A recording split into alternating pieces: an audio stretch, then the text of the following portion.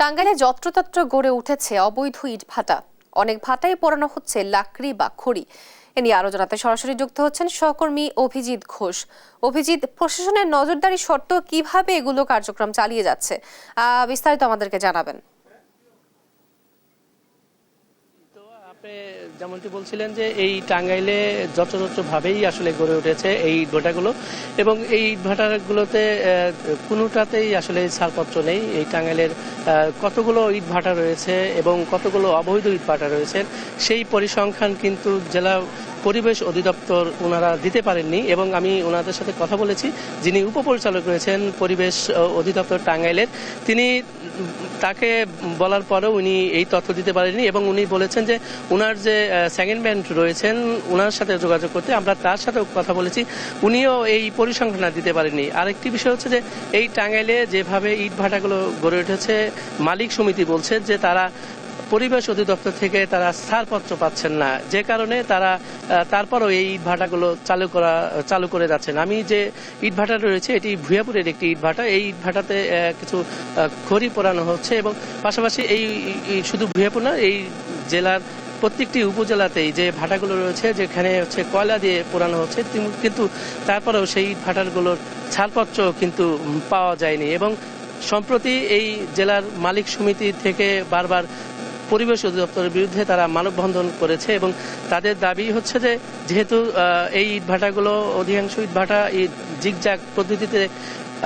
কয়লা দিয়ে পোড়ানো হচ্ছে, তারপরেও পরিবেশ অধিদপ্তর তাদেরকে ছাড়পত্র দিচ্ছে না। এবং বিভিন্ন কারণে আমরা যে ভাটাগুলো দেখেছি যে অনেক জায়গাতে নিয়ম অমান্য করে, যেখানে বলা হয়েছে যে 1 কিলোমিটারের আশপাশে বাড়িঘর, বিভিন্ন স্থাপনা এবং আবাদি ফসলি জমি, পাশাপাশি কোনো শিক্ষা প্রতিষ্ঠান থাকা যাবে না। তারপরেও অনেক জায়গাতে আবাদি জমি এবং বাড়িঘর রয়েছে, অনেক শিক্ষা প্রতিষ্ঠান রয়েছে, তারপরেও ইটভাটাগুলো তারা চালিয়ে যাচ্ছেন। এবং এই ইটভাটাতে তাদের মালিকদের সাথে আমরা কথা বলেছি, সে মালিকরা জানিয়েছেন যে তাদের যে এই যে ইট পোড়ানোর যে সামগ্রীগুলো তারা অনুমোদন পাচ্ছে না, বিশেষ করে মাটি তারা আনতে পারছে না অনুমোদন না থাকার কারণে।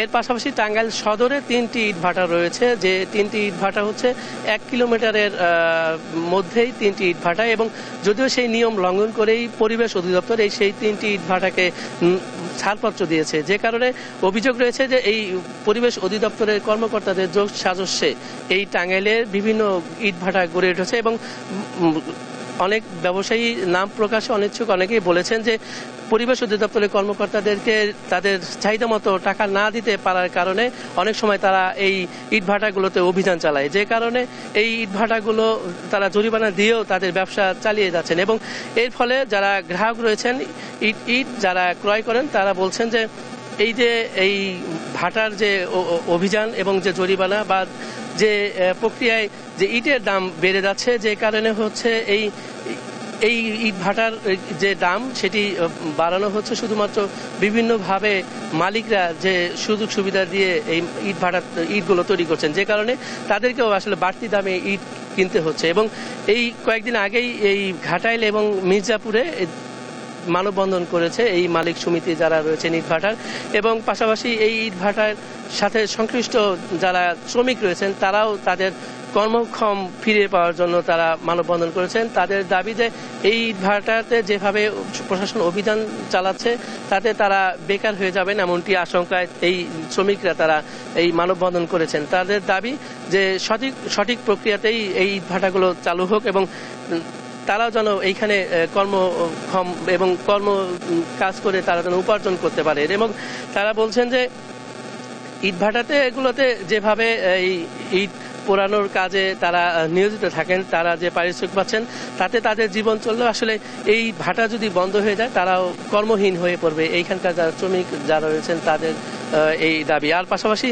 এই যেভাবে ইট ভাটাগুলো গড়ে উঠেছে, প্রশাসন দায়সারাভাবে অভিযান পরিচালনা করছে, কিছু জরিমানা করে তাদেরকে আবার ছেড়ে দেওয়া হচ্ছে, এবং যে কারণে তারাও আবার পুনরায় ভাবে এই ইট ভাটাগুলো চালিয়ে যাচ্ছে। তো এই টাঙ্গাইলের যে কয়েকটি উপজেলা এদিন মধ্যে হচ্ছে মধুপুর, ঘাটাইল এবং হচ্ছে মির্জাপুরের কিছু বনাঞ্চল রয়েছে, সেই বনাঞ্চলগুলোতেও ইটভাটা গড়ে উঠেছে অবৈধভাবে। সেই ইটভাটাগুলোতে প্রশাসন কিছু সময়ের জন্য অভিযান চালালেও সেইখানে আবার নতুন করে আবার তারা এই ইটভাটার বা ইট পোড়ানোর যে কার্যক্রম সেটি চালিয়ে যাচ্ছে।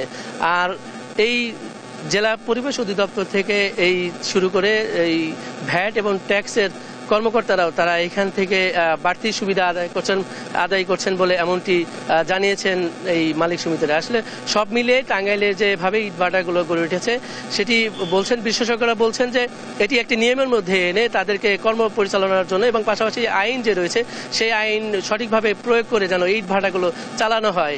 তো এই ছিল টাঙ্গাইল থেকে ইটভাটার সর্বশেষ তোয়া। আপনাকে ধন্যবাদ। টাঙ্গাইলে যত্রতত্র গড়ে উঠেছে অবৈধ ইটভাটা, এ বিষয়ে বিস্তারিত জানাচ্ছিলেন আমাদের সহকর্মী অভিজিৎ ঘোষ।